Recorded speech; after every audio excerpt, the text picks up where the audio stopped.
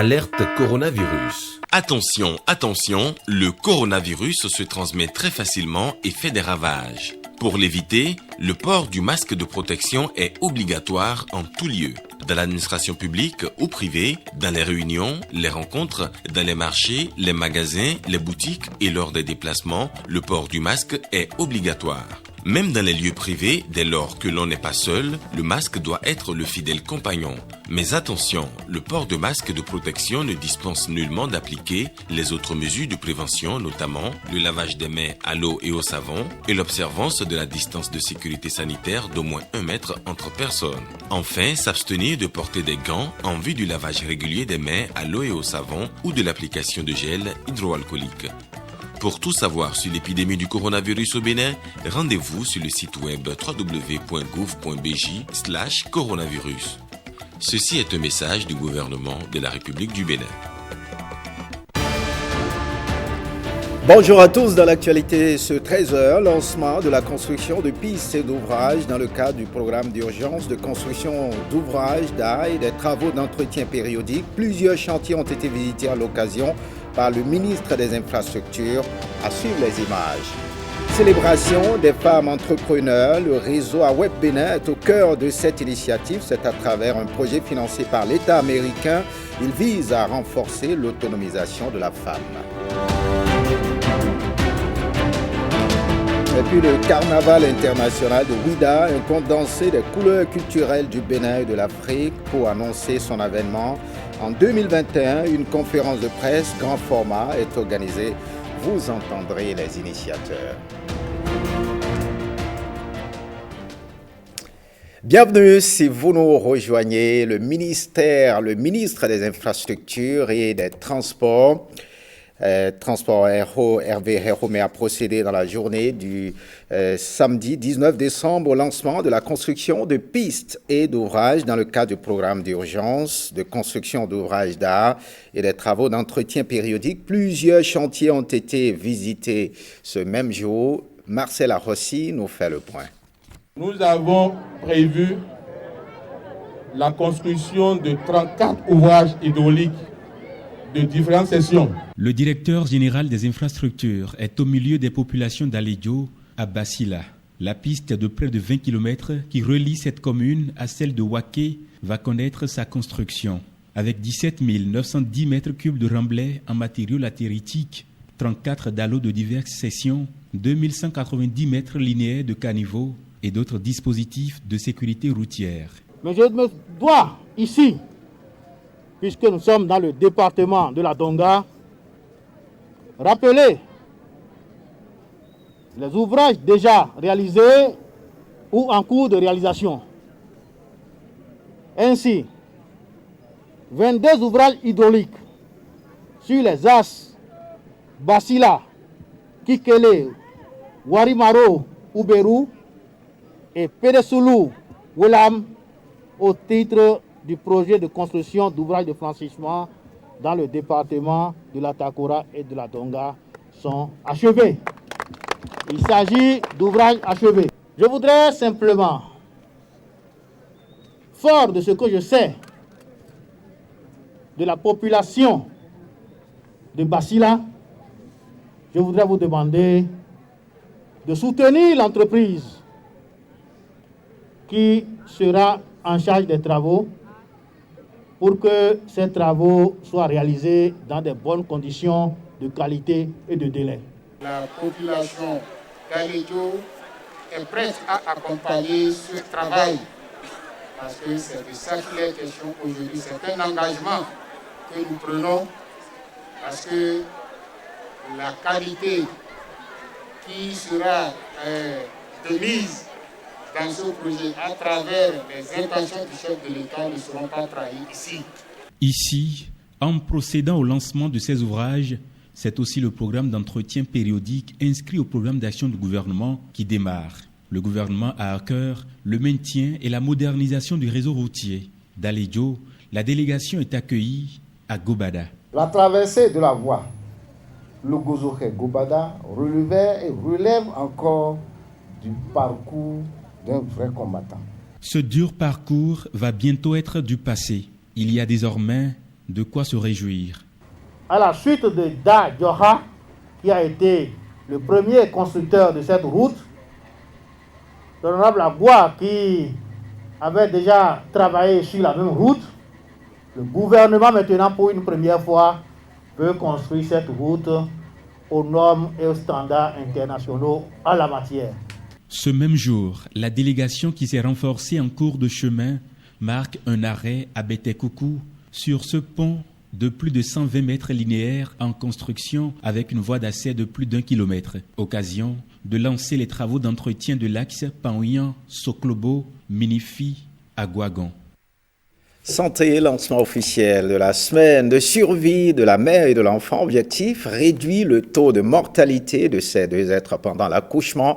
Un moment unique dans la vie d'une femme. Plusieurs activités sont lancées dans le cadre sur toute l'étendue du territoire national. Axel Dancy pour Le Point. C'est une nouvelle qui réjouit toute une famille. Au cri du bébé, le sourire se dessine sur les visages. L'enfant naît au grand bonheur de ses géniteurs. L'accouchement, un moment unique dans la vie d'une femme. Un moment qui parfois tourne à la tragédie, le décès de la mère ou de l'enfant. Le Bénin veut y mettre fin. C'est ce sujet qui est au cœur des préoccupations au ministère de la Santé. Nous sommes ici réunis car nous croyons fermement qu'aucune femme ne devrait mourir en donnant la vie et que tout enfant a droit aux services adaptés dans ses premiers moments et premières années de vie pour jouir d'une vie en pleine santé. Nous croyons également, et je me permets ici de vous inclure, Monsieur le Ministre, chers collègues de l'UNICEF et de l'OMS et tous les autres partenaires, au pouvoir de l'action collective et concertée, car tous ensemble, nous pouvons faire la différence pour la femme enceinte, le nouveau-né, le jeune enfant et bien sûr sa famille. Des programmes bien définis sont établis pour gagner le pari, celui d'assurer le bien-être de la mère et de l'enfant. Les partenaires techniques et financiers s'y engagent. À travers cette édition 2020, l'accent sur l'offre de services sera mis sur 7 domaines spécifiques, à savoir la promotion des mesures barrières et du respect de l'hygiène et de l'assainissement de base, le rattrapage vaccinal des enfants ciblés par le programme élargi de vaccination, la supplémentation préventive en vitamine A et en zinc aux enfants de 6 à 59 mois, le dépistage de la malnutrition aiguë par la mesure du périmètre brachial chez les enfants de moins de 5 ans, le déparasitage à l'albendazole chez les enfants de 1 à 5 ans. Le gouvernement aussi a sa stratégie. Cette année, au cours de la semaine de survie, en plus des services de planification familiale qui seront offerts aux femmes en âge de procréer qui le désirent, il est prévu de faire la supplémentation en vitamine A à 216 341 enfants de 6 à 11 mois, de déparasiter à l'albendazole 1 561 739 enfants de 12 à 59 mois. De plus, l'état nutritionnel de tous les enfants de moins de 5 ans sera évalué pour rechercher et prendre en charge les cas de malnutrition. Cette semaine de la survie de la mère et de l'enfant a été l'occasion de rappeler aux autorités sanitaires leur serment d'Hippocrate. Et puis l'amicale des Béninois de la SECNA au Bénin, au Sénégal, donc offre des dispositifs de lavage de mains au gouvernement. Ceci pour contribuer à la lutte contre le coronavirus. La cérémonie de remise de dons a eu lieu en présence de la directrice adjointe du cabinet du ministre. Axel Dancy pour le compte-rendu. L'appel lancé par le gouvernement dans le cadre de la lutte contre le coronavirus continue de recevoir écho favorable. L'amicale des Béninois de la SECNA au Sénégal contribue à la riposte avec des dispositifs de lavage de mains. Les membres de l'amicale des Béninois de la SECNA au Sénégal suivent avec intérêt et satisfaction les premières innovations du Bénin à votre actif pour maîtriser la propagation de ce dangereux virus. Je veux parler de la détermination des zones sanitaires et de nombreuses autres dispositions sociales étudiées et adaptées à nos réalités économiques afin de permettre à nos populations de sentir moins le poids de cette pandémie dont les effets font rage, même sur les plus nantis. Ces efforts des autorités béninoises, sous l'impulsion de son Excellence le Président Patrice Talon, méritent d'être soutenus et accompagnés. Sur l'esplanade intérieure du ministère de la Santé, la directrice adjointe de cabinet du ministre fait réception de ce don. Malgré la distance et les multiples occupations, les membres de l'amicale des Béninois de la SEGNA au Sénégal ont pensé à leur patrie, le Bénin, et mobilisé des ressources pour faire confectionner 5 dispositifs automatiques de lavage de mains afin de contribuer à la lutte contre la COVID-19. Votre soutien vient à point nommé et contribuera à combler les gaps en matériel nécessaires pour le respect de l'un des gestes barrières. C'est l'occasion pour moi d'inviter d'autres acteurs préoccupés par le développement de notre pays à mettre leur pas dans les vôtres pour qu'ensemble nous puissions venir à bout de cette pandémie. L'acte de ce jour vient renforcer une fois encore le ministère de la Santé dans sa politique de lutte contre le mal du moment. La prévention reste de mise. Et puis, célébration des femmes entrepreneurs à travers un programme du réseau AWEP Bénin. Ce projet a été financé par l'État américain. Plusieurs femmes ont été couronnées au cours de cette soirée. Retour sur les temps forts de cette soirée avec Axel Dancy.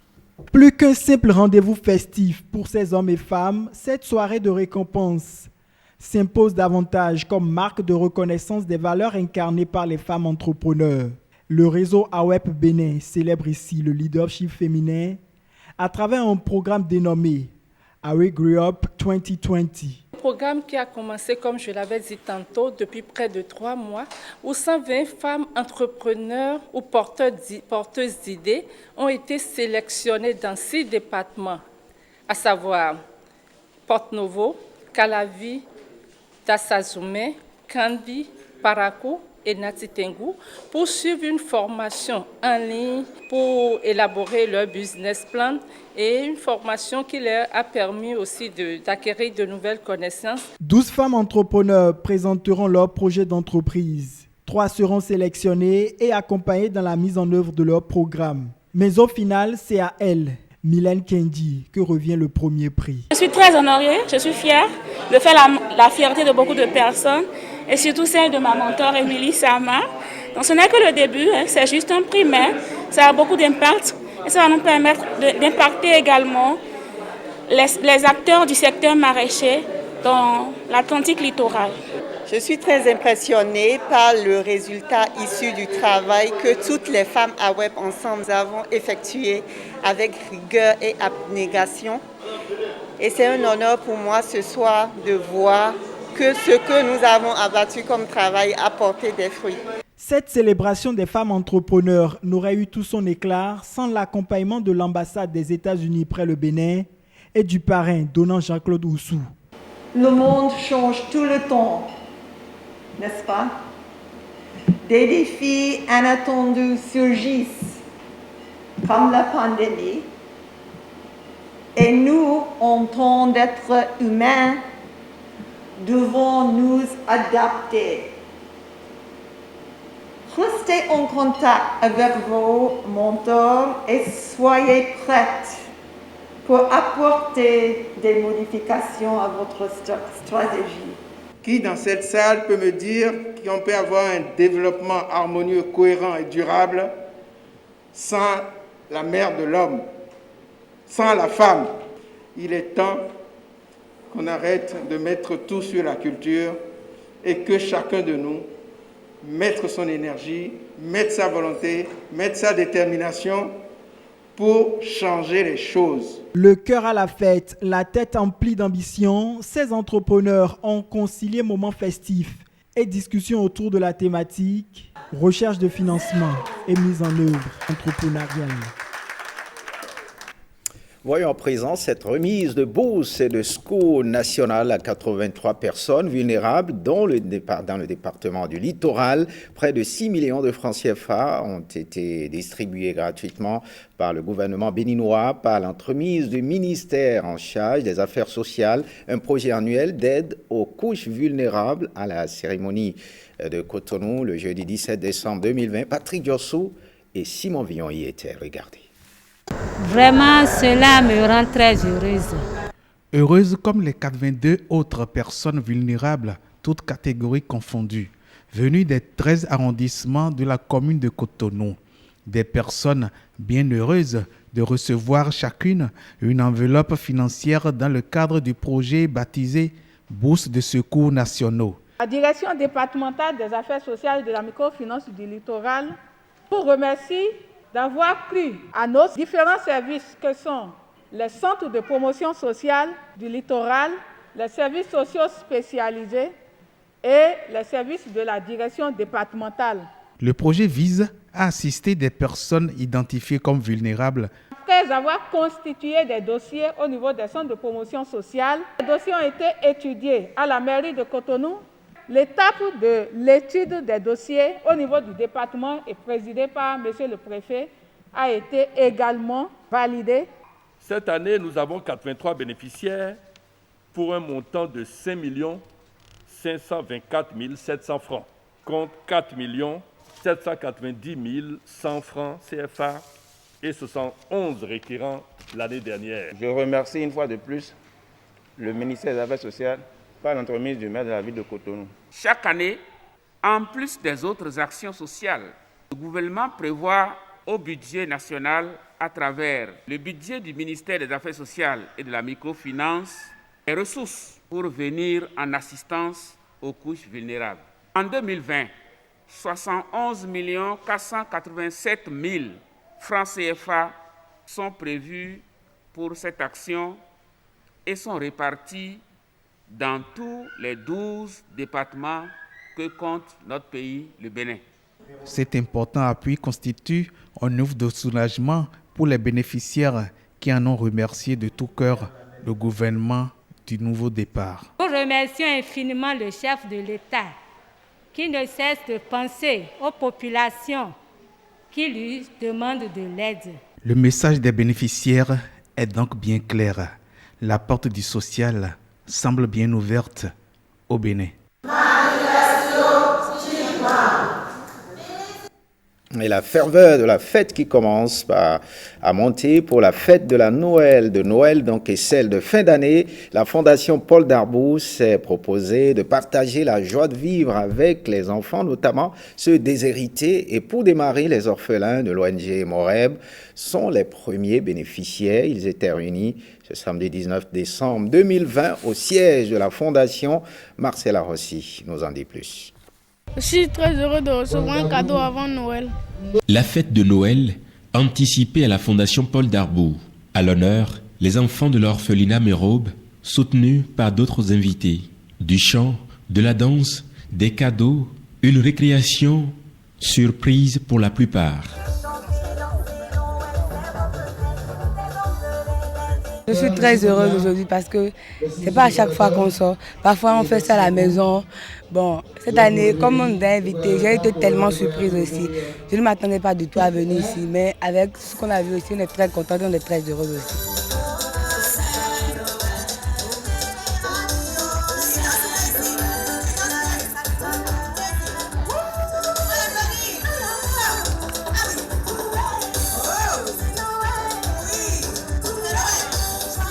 La Fondation Darboux est déjà reconnue pour ses nombreuses actions sociales, mais Noël, sous cette forme, est une première. On a jugé utile de pouvoir inviter quelques enfants, nos enfants de l'ONG Murab, pour venir partager un repas avec nous, pour leur offrir quelques cadeaux pour la Noël et leur témoigner de notre amour, leur donner un peu de joie. Ils en ont besoin et c'est ce qu'on a fait. Cet événement marque le point de départ d'un tour du Bénin pour le bonheur et la joie de plusieurs autres enfants. Paul Darboux, ce nom et les réalisations à l'actif de cette fondation font d'elle une référence depuis plus de 10 ans.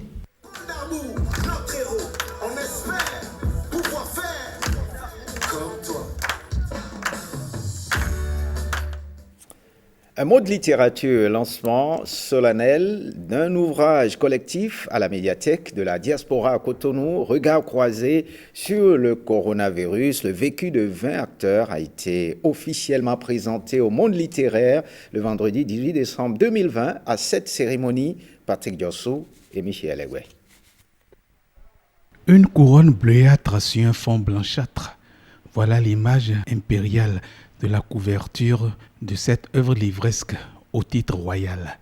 Regard croisé sur le coronavirus. Avec un sous-titre princier, le vécu individuel de 20 auteurs. Un ouvrage collectif sous la direction d'une des reines béninoises de la plume. Disons que c'était ce que je ressentais pendant la période de confinement, puisque le gouvernement nous avait demandé aux personnes d'un certain âge de vraiment s'auto-confiner parce que l'air est grave. Il y a un virus qui sème des dégâts en Occident et qui est en train de voyager à travers le monde, qui a déjà atterri au Bénin et qu'il fallait que nous prenions nos précautions, qu'on se claque mieux, qu'on s'enferme. Enfermé chez moi et après avoir beaucoup lu, beaucoup écouté la radio, regardé la télé, etc., je me suis dit, l'angoisse est toujours, la boule est toujours là, dans ma poitrine, elle refuse de sortir. Qu'est-ce que je vais faire? Eh bien, je vais me mettre à écrire. La littérature a toujours été une thérapie pour moi, l'écriture notamment. Au début, j'étais toute seule et puis après, je me suis dit non, pourquoi ne pas demander à mes amis, mes connaissances, si nous pouvons faire un ouvrage collectif, nous allons montrer les regards croisés justement de cette pandémie-là. Dans cet ouvrage, vous avez des récits de ce qui s'est passé en Europe, en Afrique et même aux Amériques. Le sceau officiel comme dalle de solidité sous ce livre, c'est avec le DAL, directeur des arts et du livre. Quand les littéraires s'occupent d'écrire un livre sur le coronavirus pour retracer ce que chacun vit, franchement, je suis heureux de venir lancer cet ouvrage au nom du ministre du Tourisme, de la Culture et des Arts. La caution morale est de mise, surtout que l'ouvrage est commis par des auteurs.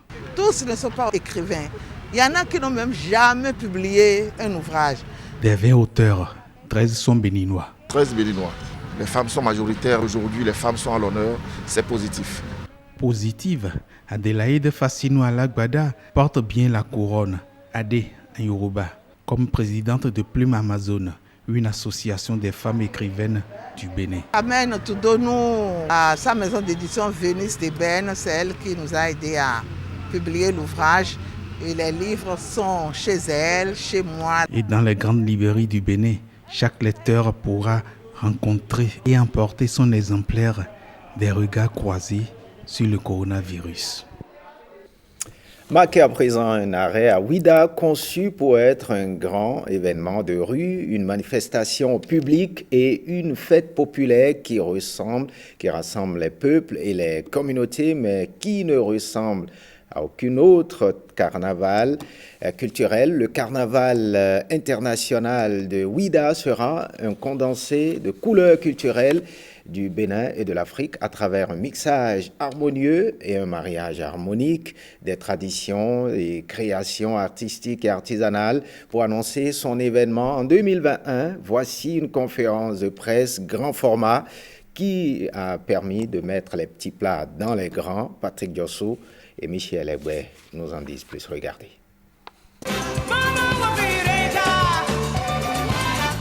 Décembre 2021, Ouida vous attend. Oui, Ouida attend le monde entier aussi haut. Entendez, Carnaval international de Ouida. C'est du moins la grande information de cette spéciale conférence de presse combinée à 90 minutes de spectacle de démonstration. Le Carnaval international de Ouida, CIO, se veut être un événement fédérateur de plusieurs expressions culturelles et artistiques pour l'affirmation de l'identité culturelle et le brassage interculturel. Nous avons réalisé ce projet parce que nous pensons que Ouida mérite de meilleurs projets culturels. Ouida ambitionne d'avoir de la place dans le Conseil des Nations. Ce projet fera de la ville de Ouida le carrefour de la rencontre de la culture des peuples pour la paix et la cohésion nationale et internationale. Ouida veut se révéler. Et Ouida veut se révéler avec son histoire, avec ses identités culturelles, avec ses traditions vaudounes, avec sa gastronomie, avec son fashion. Le projet est conçu comme ça. Le carnaval international de Ouidah est parfaitement en lien avec la vision du conseil communal, mais surtout avec le programme d'action du gouvernement du président de la République, le président Patrice Talon, qui ambitionne de faire de Ouidah la plus grande ville touristique de l'Afrique de l'Ouest. C'est un projet culturel qui va mettre dans les rues de Ouidah 4000 acteurs de scène, dans des déguisements différents, dans des masques africains, dans des accoutrements nul autre pareil.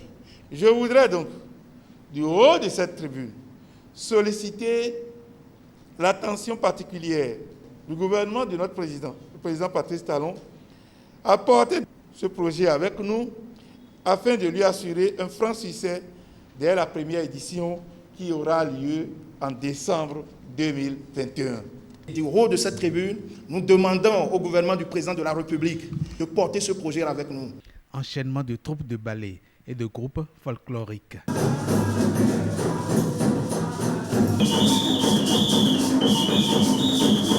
Défilé de mode Sio Fashion.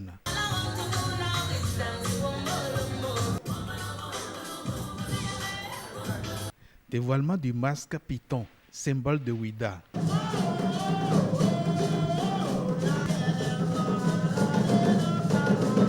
Le pari est pris, le défi est lancé. Du 29 au 31 décembre 2021, Ouidah dira oui, comme carrefour d'art planétaire.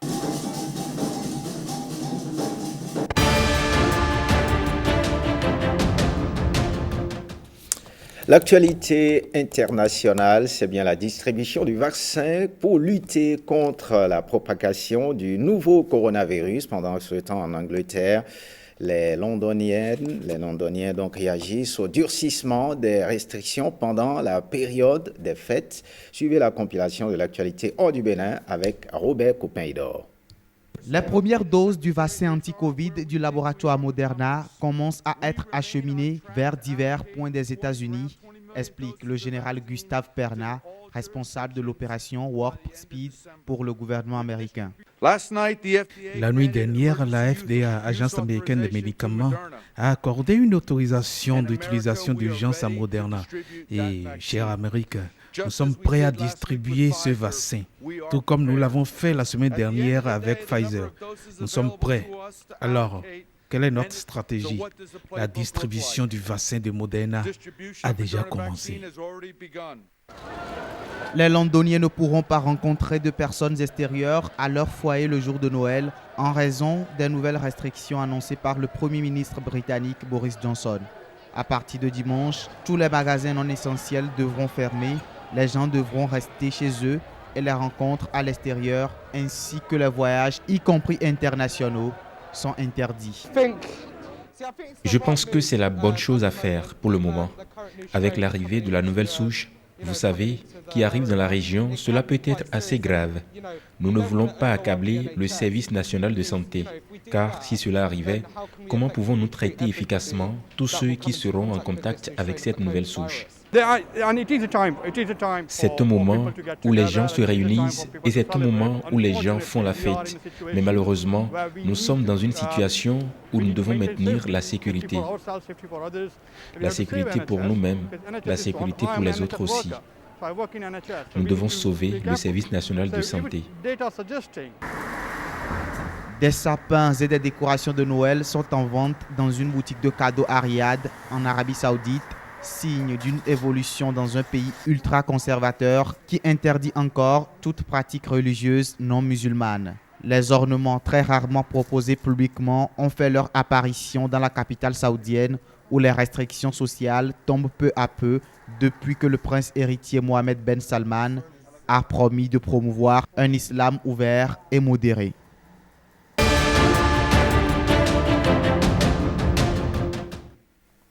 Faites ce journal. Merci de l'avoir suivi. Vous pouvez revoir cette édition sur notre plateforme www.ortb.bj. Merci de votre fidélité. À très bientôt.